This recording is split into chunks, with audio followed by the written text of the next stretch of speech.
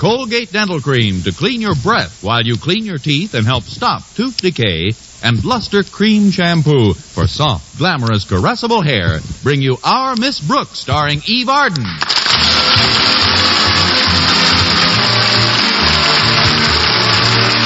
It's time once again for another comedy episode of Our Miss Brooks under the direction of Al Lewis. Well, many of us like to share Easter breakfast with our friends.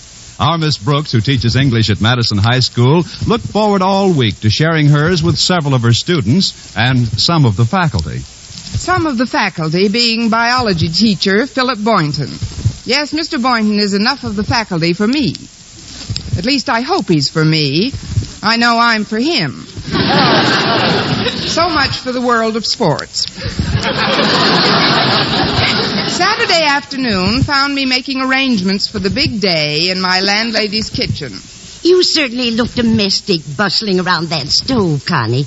Tell me, what was it you just plopped into that pot of boiling water? My thumb, Mrs. Davis.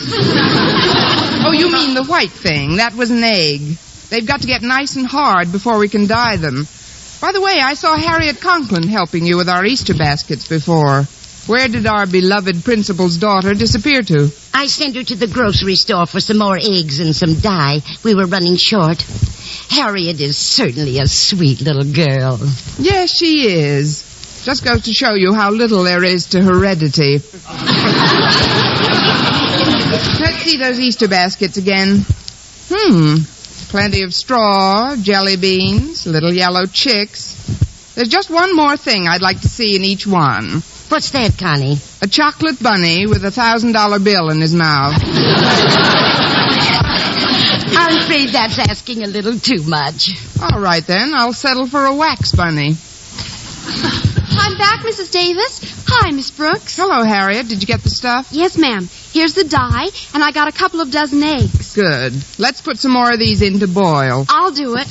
What's the schedule for tomorrow, Miss Brooks? When do you want us to come for breakfast? Oh, about 10 o'clock will be fine, Harriet. Then we'll all be on time for the Easter parade. I'll bet you'll look stunning, Miss Brooks. What kind of an outfit are you wearing this year? Well, in some ways, it's quite similar to the outfit I wore last Easter. How do you mean, Miss Brooks? Same hat, coat, dress, and shoes. I did invest in something new, though. A Gossard narrow-line girdle. Does it really make you look narrow, Connie? Narrow? When I stand sideways, you can't see me at all. I like to think. Oh, that reminds me. I'd better get over to the cleaners and pick up Daddy's Easter outfit. You know how meticulous he is when he appears in public. He's not only meticulous, he's impeccable. He's not only impeccable, he's impossible. I mean impatient. So you better run along now, Harriet. Okay, Miss Brooks. See you tomorrow. Bye, Mrs. Davis. Goodbye, dear, and thanks for the help. Now, you'll probably want to wash up after you mix that dye, Connie, so I'll get some clean towels for the pantry sink. Thanks, Mrs. Davis. Da-da-dum-dee-dee-dee-dee. Come on in. The door's open. It is I, Miss Brooks, your own personal Easter bunny. At last. Just drop the $1,000 bills in the basket. Oh, it's Walter Denton. Tell me that I'm in time, Miss Brooks. Tell me that you didn't dye your eggs yet. You're in time, Walter. I didn't dye my eggs yet. Thank goodness. Miss Brooks, just before the holidays, I hit on a new dye in the chem lab at school. It's absolutely sensational. A new dye? Yes, ma'am. That's why I'm so glad you didn't color your eggs yet. I want you to do it with my stuff. It's absolutely dynamite. Walter, I just want the Easter eggs to look pretty, not blow up. Miss Brooks, you get a load of this stuff. It'll revolutionize the egg dyeing industry. I'll make millions out of this. Billions. And you, Miss Brooks, will get my everlasting gratefulness. That's my usual cut. I call this magic dye Tint Tomorrow. Tint Tomorrow? Yeah, I took the two words tint and tomorrow and made a word marriage out of it. Well, I hope they'll be very happy together. Just how does this stuff work, Walter? Well, it's a powder, Miss Brooks, but a delayed action powder. In other words, when you dye an egg with Tint Tomorrow, no color change takes place at all today. It doesn't? Naturally not. It changes its tint tomorrow. call it Tint Tomorrow. Well, that was fun. What'll we do now? I brought over these sample eggs that I dyed yesterday, Miss Brooks. Look, red, blue, green, purple. Aren't they beautiful? They are nice, Walter. Very brilliant. Is this invention of yours easy to apply? Well, easier than that old-fashioned stuff. These 2 bags will dye 12 eggs each. And now, look, I've got to get downtown on an errand for my folks, so I'll just leave these 4 extra bags by your pantry sink on my way out. Well, I'll certainly be happy to try it, Walter. Remember, Miss Brooks, I haven't got this invention patented yet, so you mustn't breathe a word about it. In fact, I must insist on an oath of secrecy. Walter, I won't even tell the eggs.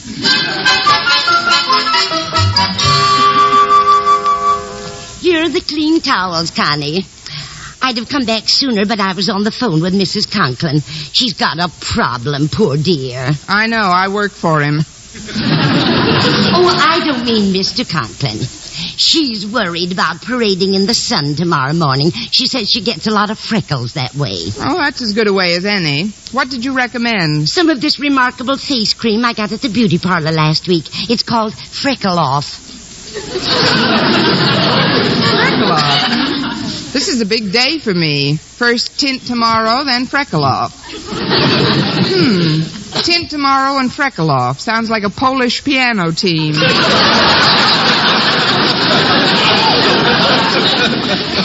Here, just let me rub a little on your chin, dear. Oh, but Mrs. Davis, It'll do you a world of good. Just this one little dab. There. I was about to tell you that I don't have any freckles on my chin. I can see that. But isn't it comforting to know that now you'll never have any? It's a security I never dreamt of. Mrs. Davis, would you mind taking these baskets into the living room? I've still got some work to do in here. Certainly, dear. Oh, look who's coming down the driveway, Connie. It's one of your pupils, Stretch Snodgrass. Oh, you mean the brain? The brain? Why do you call him that? I keep hoping that if I just say the word often enough, he'll grow one. I'm in the kitchen, Stretch. I'll go finish decorating the living room, Connie. All right, Mrs. Davis. Hi, Miss Brooks. Hello, Stretch. Well, the reason I come over, Miss Brooks, is I brung you something. Stretch, you brought me something. You seen it through the window, huh? No, Stretch, I saw it through the window. Oh, then you know what it is I've brang. I've brang? Well, that's the past participian of has brung. Oh, I forgot. What sort of thing did you brung? A thing? Let's see it. It's right in this basket. See? A rabbit. But it's a real one. Is he alive? Oh, of course not. I brought him over from my father's pet shop. He's been preserved. You mean you mounted it? No, I rode him over on my bicycle.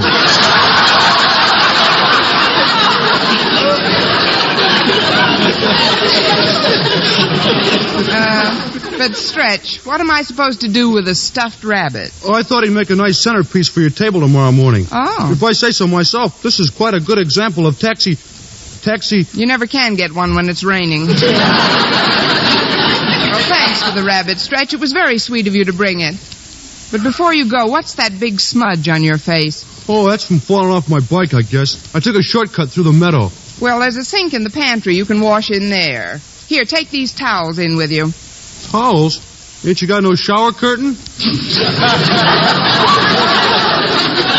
We use towels here. It's a new fad. And Stretch, if the soap dispenser's empty, you'll find some powder to fill it with in the cupboard. Okay, Miss Brooks.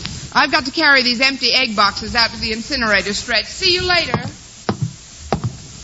Nice little pantry.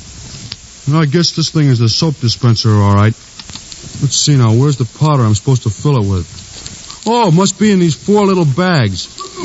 It says, Tint Tomorrow. Well, that's a funny name for a soap powder. Well, I'll just dump them all in the dispenser. Now I'll fill the sink with enough water to wash up with. That ought to do it.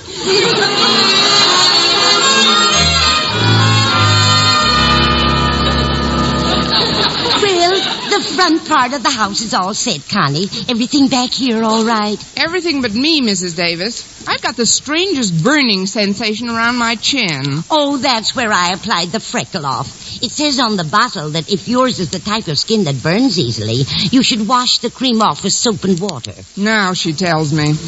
I'll use the sink in the pantry. I'm all finished, Miss Brooks. And here's your towels back. I didn't need them. Didn't need them, but you washed, didn't you? Well, what's the sense of wearing a long-sleeve shirt if you don't use the sleeves? A well-taken point. Now, if you'll excuse me, Stretch, I've got to stop this stinging on my chin some way. I got some smudges out by that incinerator, too.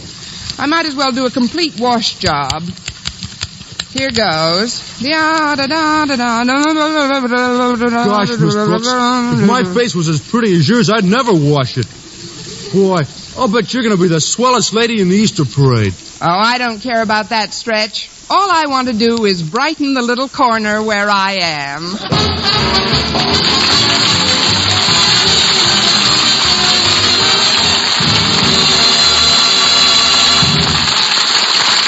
Our Miss Brooks, starring Eve Arden, will continue in just a moment. But first, here is Vern Smith. No other dentifrice offers proof of such results. Proof that Colgate Dental Cream helps stop tooth decay before it starts. 2 years research at leading universities using Colgate Dental Cream, hundreds of case histories, makes this the most conclusive proof in all dentifrice history on tooth decay. Conclusive proof that when teeth are brushed with Colgates right after eating, Colgate Dental Cream helps stop tooth decay before it starts. yes, the toothpaste you use to clean your breath while you clean your teeth, now offers us 59 cents. Always use Colgate Dental Cream to clean your breath while you clean your teeth and Help stop tooth decay before it starts. remember, no other dentifrice offers proof of such results.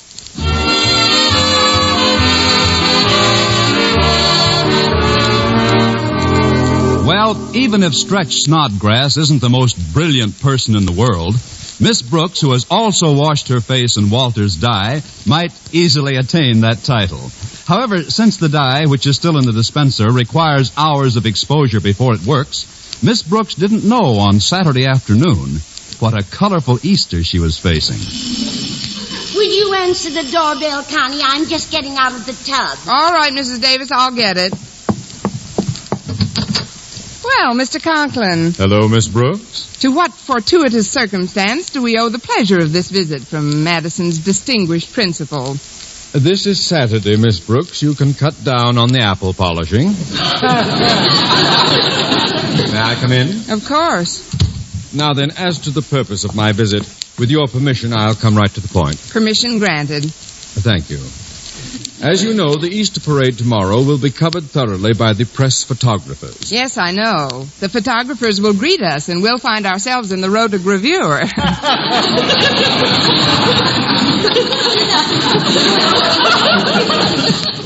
Very catchy. In the past, I've always been quite careful about which profile to present to the camera when I'm having my picture taken. But in the parade, one never knows on which side a photographer will pop up. And when they look you over, you will be in clover.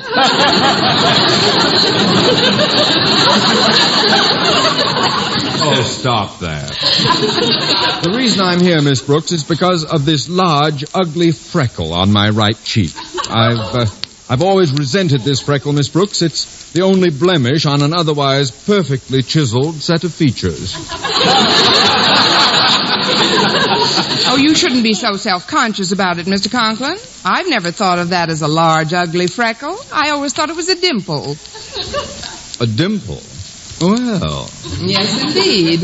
Many's the time I've looked at you and thought, what a large, ugly dimple.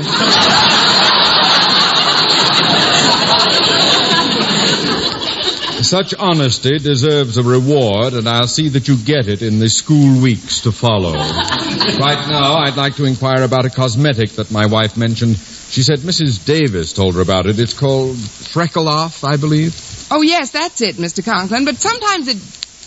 Say, that would be just the thing for you. Well, dear, I finished and oh, hello, Osgood. Hello, Margaret. Mr. Conklin was wondering if he could borrow some of your freckle-off cream, Mrs. Davis. What for? For his freckle. What freckle? This large, ugly freckle beneath my right ear. Oh, that. I always thought that was a beauty mark. A beauty mark? Well... Yes, many of the times I've thought to myself, what a large, ugly beauty mark. But I've got a jar of the cream right here on this table, Osgood. You're welcome to try it. Here, let me dab it on for you, Mr. Conklin. There we are. Say, this stuff burns. Ouch! It's hot. Well, you wanted to remove the freckle, don't you? Yes, but I'd like it to leave the face. Why? I mean, if it burns too badly, you can wash it off with soap and water. Just follow me, Mr. Conklin. Well, hurry up. This is awful. There's a sink right out here in the pantry. I'll fill the basin for you. You'll find soap in the dispenser above the sink. Oh, excuse me, Mr. Conklin. There's somebody at the front door. Oh, hello, Miss Brooks. My car broke down a few blocks from here. I wondered if I could use your phone to call the garage. Of course, Mr. Boynton. Come in. I was driving along, not a care in the world, when suddenly, boom, the transmission, the crankcase, and the drive shaft fell out. Anything serious? Say, it is. The car won't go at all until they... They're running along now, Miss Brooks. Oh, hello, Boynton. Oh, hello, Mr. Conklin. What brings you to this part of the town? It's a long and harrowing tale, Boynton. But briefly, your friend, Miss Brooks, almost burned half of my face off with some alleged freckle remover. Well, what did you want with freckle remover, Mr. Conklin? Well, I thought it could remove this large, ugly freckle beneath my right ear. You're right. Well, I always thought that was just a mole. A mole? Well, yes, sir. Many's the time I've thought to myself, what a large, ugly... Oh, be quiet! Good day to you both. Oh, Miss Brooks, before I use the phone, I'd like to wash some of the grease off my hands and face. I got pretty dirty tinkering around with the car. Why, I didn't even notice it, Mr. Boynton. But if you'll just follow me, you can use the sink in our pantry. There's plenty of soap in that dispenser between the taps. Just help yourself. Oh, thanks. Yeah, this ought to do the trick. We're going to have our Easter breakfast tomorrow about 10 o'clock, Mr. Boynton. Will that be all right for you? Easter breakfast? Oh, gee, I'm sorry, Miss Brooks. That's the reason I drove over, to tell you I can't make it tomorrow. Can't make it? Why not? Well, I got a wire from my folks this morning. They're visiting friends at Eagle Springs, and they asked me to join them. It's only 40 miles from here, and I thought I'd drive up in the morning. Of course, that's out of the question now. It'll take days to fix that car of mine. Good. But I can catch an early train. Now, tell you what, maybe you can borrow Mrs. Davis's car and you could drive me to the station in the morning. What have I done to earn such a bonus?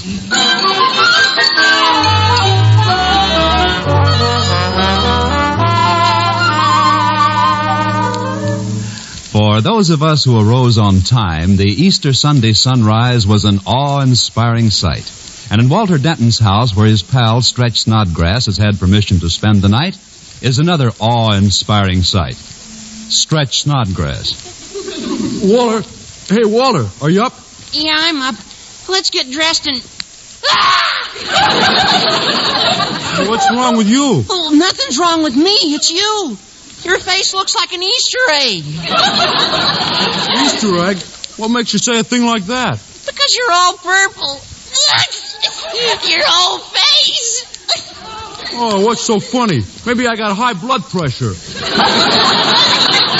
More like to use some of that delayed action dye of mine. Dye? Yeah, I've been keeping it a secret. I call it tint tomorrow because the color doesn't show up until the next day.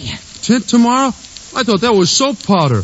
I filled the dispenser at Mrs. Davis's with it. Yeah, well, What? Oh, gosh, I better get over there and warn Mrs. Davis before anybody else uses it. Well, wait a minute, what about me? How do I get this purple stuff off? Oh, quit worrying. I'll invent some way to get rid of it. And even if I don't... Yeah? I can always dye you another color.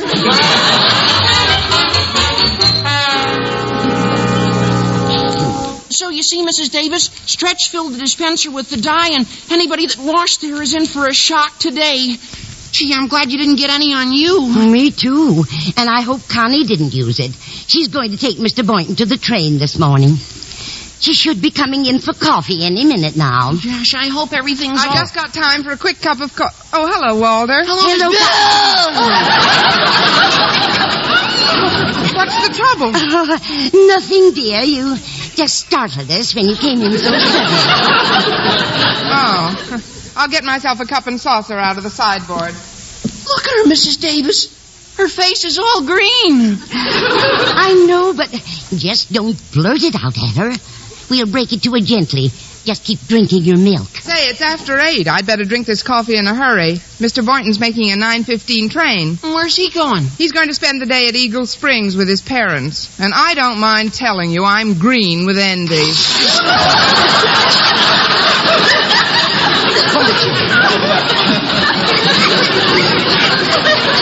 Walter, control yourself. I'll get a dish rag and... Oh, will you get that, please, Connie? All right. Hello, Miss Brooks speaking. Miss Brooks, this is Mr. Conklin. Oh, happy Easter, Mr. Conklin. I guess you're getting all dolled up Cut for the... gab. Just answer one question, Miss Brooks. What sort of dye was in that witch's brew you smeared on my face yesterday? Witch's brew? Which witch's brew? You know very well which witch's brew. That freckle-removing junk you put on me. But there's no dye in Well, there that. must have been. You should see my face this morning. You mean it's a different color? Different color? Miss Brooks, I'm plaid.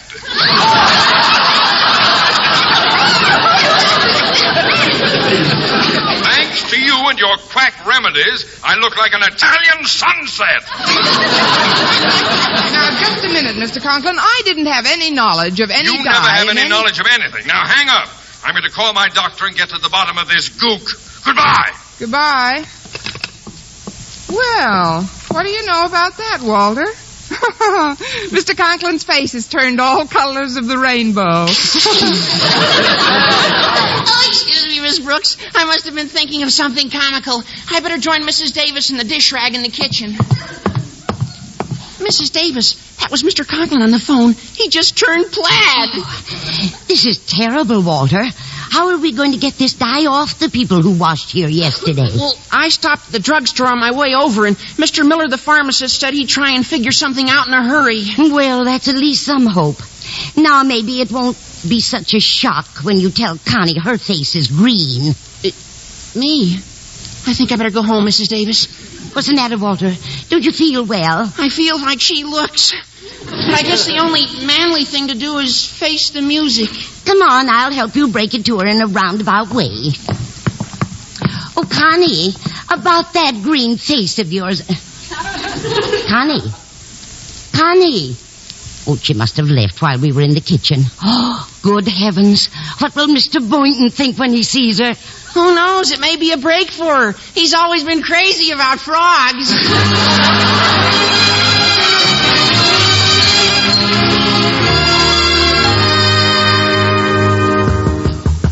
Coming. Good morning, Miss... Mr.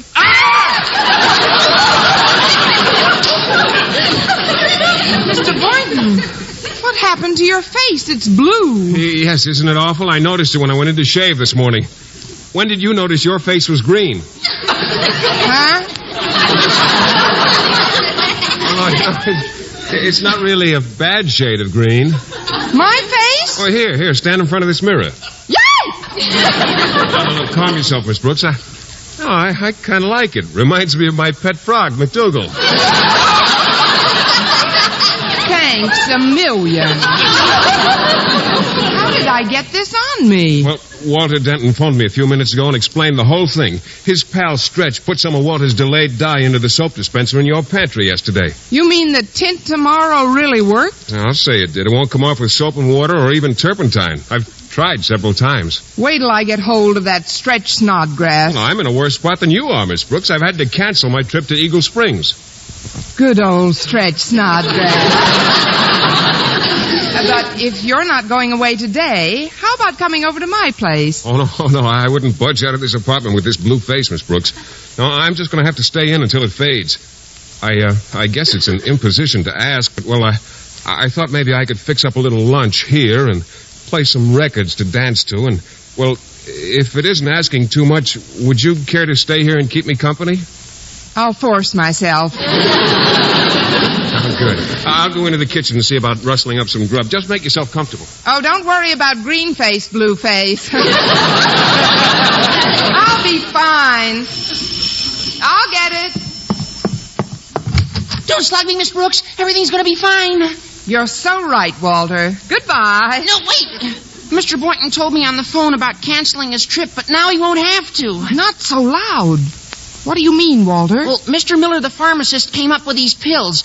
You just dissolve them in warm water, and it washes the dye off like magic. No, it does it? Hand them over, Walter. I'll take them in. Okay, Miss Brooks. I'm sorry for what Stretch did. Well, I imagine I'll see you later on. Far be it from me to knock a boy's imagination. Goodbye, Walter. I'm just putting on a timely recording, Miss Brooks.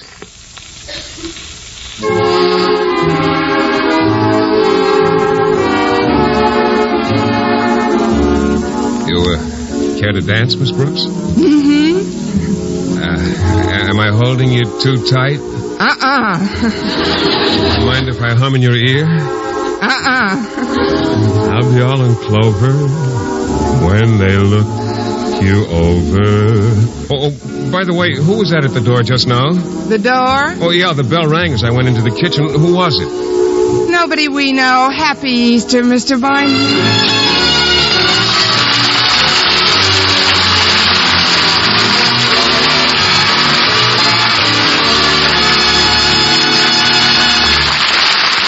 Eve Arden returns in just a moment, but first... Dream girl, beautiful luster cream girl. Tonight?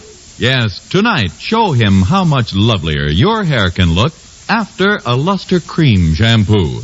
Luster Cream, world's finest shampoo. No other shampoo in the world gives you Kay Daumit's magic blend of secret ingredients plus gentle lanolin. Better than a soap, better than a liquid. Luster Cream is a dainty cream shampoo. Leaves hair 3 ways lovelier. Fragrantly clean, free of loose dandruff, glistening with sheen, soft, manageable. Even in hardest water, Luster Cream lathers instantly. No special rinse needed after a Luster Cream shampoo. So gentle, Luster Cream is wonderful even for children's hair. Tonight, yes, tonight, try Luster Cream shampoo. Dream girl, beautiful luster cream girl. You owe your crowning glory to a luster cream shampoo. And now, once again, here is Eve Arden. Ladies and gentlemen, on behalf of our sponsor, the Colgate Palmolive Peat Company, and all of us here at the studio, may I extend our warmest Easter greetings. Next week, tune into another Our Miss Brooks show brought to you by Luster Cream Shampoo for soft, glamorous, caressable hair and Colgate Dental Cream to clean your breath while you clean your teeth and help stop tooth decay. Our Miss Brooks, starring Eve Arden, is produced by Larry Burns, written by Al Lewis with Lester White and Joe Quillen, with the music of Wilbur Hatch under the direction of Maurice Carlton. Mr. Boynton is played by Jeff Chandler, Mr. Conklin by Gail Gordon. Others in tonight's cast were Jane Morgan, Dick Crenna, Gloria McMillan, and Leonard Smith.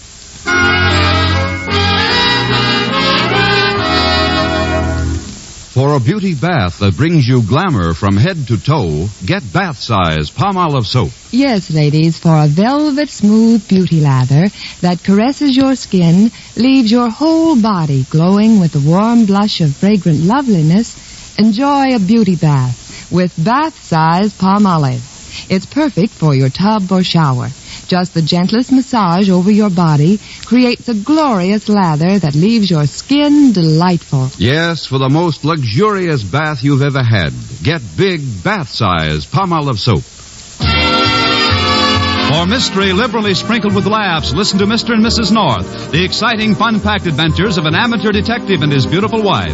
Tune in Tuesday evening over most of these same stations. And be with us again next week at the same time for another comedy episode of Our Miss Brooks. Bob Lamont speaking. This is CBS, the Columbia Broadcasting System.